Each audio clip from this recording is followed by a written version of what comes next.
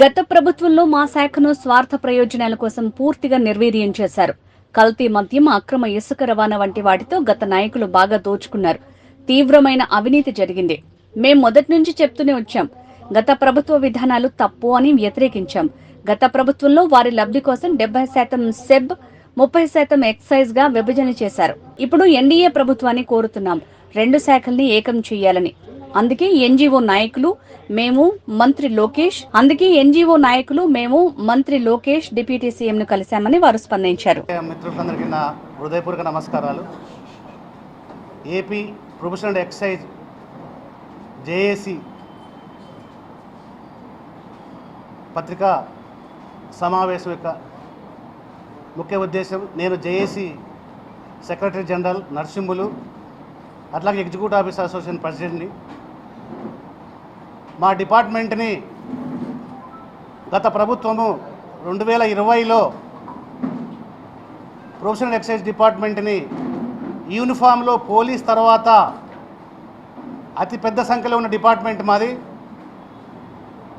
అలాంటి డిపార్ట్మెంటు దేశానికే మోడల్. ఈ డిపార్ట్మెంటు అలాంటి డిపార్ట్మెంట్ని గత ప్రభుత్వము స్వప్రయోజనాలకు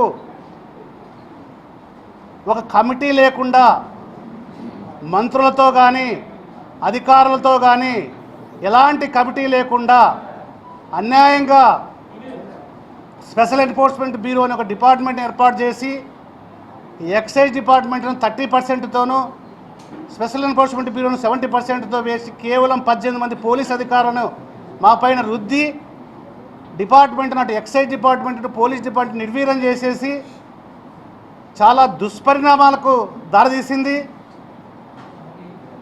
దాంతో చాలా అనర్థాలు జరిగినాయి. కల్తీ మద్యం నిరోధించడంలో కానీ సారాయి అరికట్టడంలో కానీ టోటల్గా ఫెయిల్యూర్ అయింది. మేము ఎన్నోసార్లు గత ప్రభుత్వాన్ని అడిగాం, మీరు చేసింది తప్పు, మేము చాలా ఛాలెంజెస్ చేశాము, ప్రొవిజన్ చేశాము, ఎక్సైజ్ చేశాము, కాబట్టి మా డిపార్ట్మెంట్ను పాత డిపార్ట్మెంట్ను చేయండి, మేము ఏదో చూపిస్తామని అడిగాం.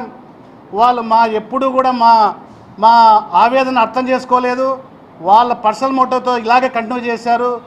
అందుకని ఇప్పుడు ప్రభుత్వం వస్తానే మేము మా జేఏసీ చైర్మన్ గారు ఆధ్వర్యంలో ఎన్జిఓస్ నాయకత్వంలో మంత్రులని, ఎమ్మెల్యేలని, లోకేష్ గారిని అందరినీ కలిసి మా సమస్యను వివరించాము. మా సెక్రటరీ మీనా సార్ని, అలాగే లోకేష్ బాబు గారిని అందరినీ కలిసాము, డిప్యూటీ సీఎం మంత్రి గారిని, అలాగే డిప్యూటీ సీఎం పవన్ కళ్యాణ్ కూడా కలిసాము.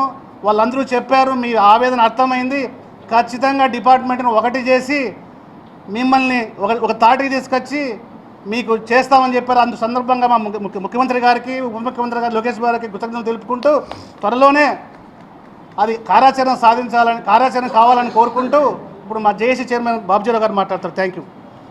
పత్రికేయులందరికీ కూడా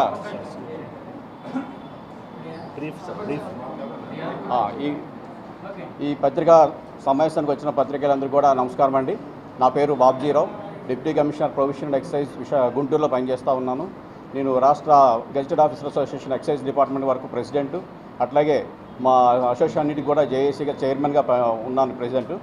ఈ యొక్క ముఖ్య సమావేశం ఎందుకంటే మా యొక్క శాఖని అడ్డుగోలుగా విధి విధానాలు లేకుండా 2 ముక్కలుగా విభజించడం జరిగింది.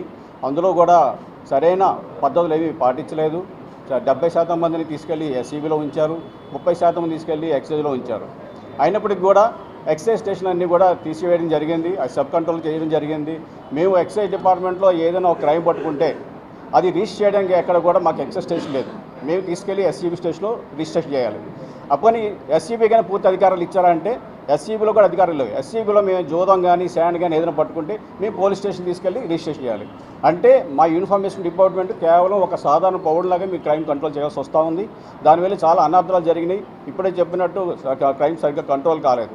అంతేకాకుండా మేము పుట్టిన దగ్గర ఈ డిపార్ట్మెంట్ జాయిన్ అయిన దగ్గర నుంచి మా ఎక్సైజ్ కంట్రోల్ క్రైమ్ ఎలా కంట్రోల్ చేయాలి అనే దాని మీద మా తర్ఫీదు ఉంటుంది, మా ట్రైనింగ్ ఉంటుంది, మా అనుభవాలు ఉంటాయి.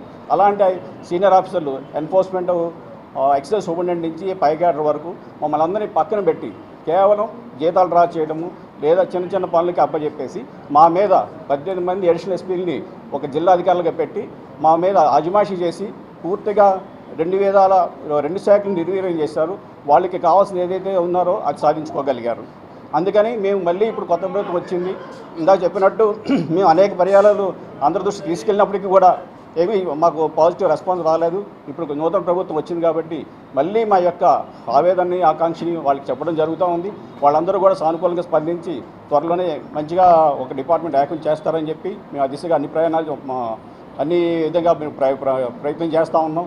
అన్ని సక్సెస్ అవుద్దని చెప్పి రాబోయే కాలంలో ప్రతి మంత్రి గారికి అందరికీ సాధించుకొని మేము మా ప్రయత్నం ఏదైతే ఉందో అది సఫలం చేస్తామని అనుకుంటున్నామండి.